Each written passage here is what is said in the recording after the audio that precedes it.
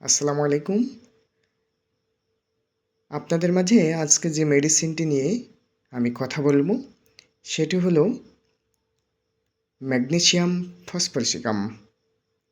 এই মেডিসিনটি ডাক্তার সুসলারের আবিষ্কৃত মেডিসিন, যা আমরা বায়োকেমিক ট্যাবলেট নামে পরিচিত।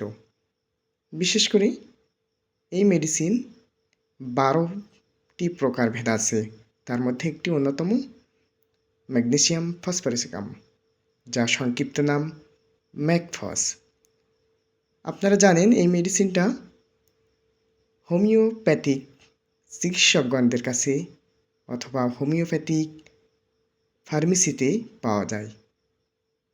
এই মেডিসিনের কার্যকারিতা সম্পর্কে আমরা জানি,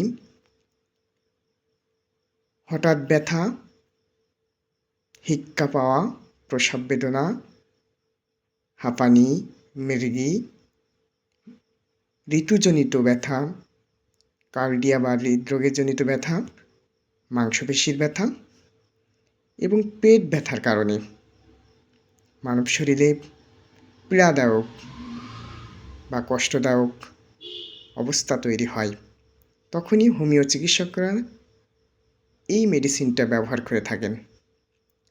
আসুন আমরা উপশম নয়, আরোগ্যই আমরা হোমিওপ্যাথিক চিকিৎসা গ্রহণ করি।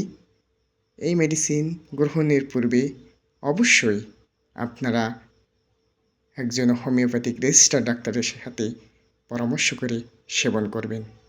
ভালো থাকবেন সবাই।